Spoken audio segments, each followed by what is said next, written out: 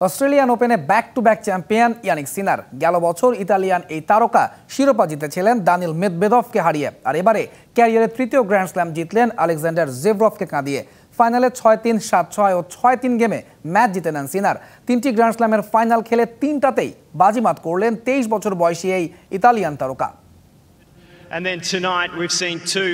Yannic সিনার এই Italian তারকার সময়টা এখন রূপকথার গল্পের মতোই। গেল বছর খেলেছেন দুইটি গ্র্যান্ড স্ল্যামের ফাইনাল, দুটিতেই জিতেছেন শিরোপা।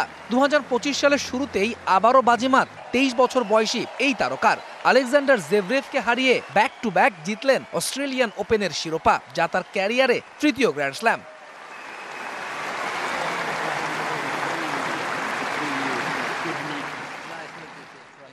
রড লেভার অ্যারিনায় ফাইনালের শুরু থেকেই জেভরেভকে চাপে রাখেন শীর্ষ বাছাই সিনার। প্রথম সেট তিনি জিতে নেন 6-3 গেমে। দ্বিতীয় সেটে ভালোই প্রতিরোধ করেন র্যাঙ্কিংয়ের 2-এ থাকা জেভরেভ, তবে শেষ পর্যন্ত টাই ব্রেকারে সেই সেটও জিতে নেন সিনার।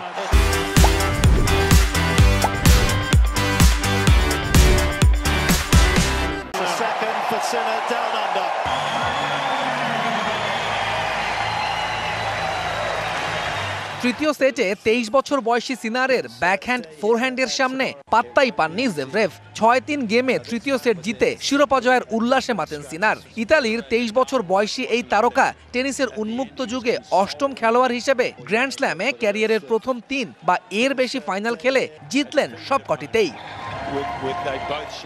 শুধু তাই নয়, ইতালির প্রথম টেনিস খেলোয়াড় হিসেবে 3টি গ্র্যান্ড স্ল্যাম শিরোপা জিতেছেন তিনি। গড়েছেন রাফায়েল নাদালের পর প্রথম খেলোয়াড় হিসেবে নিজের জেতা প্রথম গ্র্যান্ড স্ল্যাম শিরোপা ধরে রাখার কীর্তিও। আর হার্ড কোর্টে টানা 3 ফাইনাল খেলে 3টিতেই জিতে একরকম হ্যাট্রিকই করলেন ইয়ানিক সিনার। তৌহিদুল ইসলাম, ডিবিসি নিউজ ডেস্ক।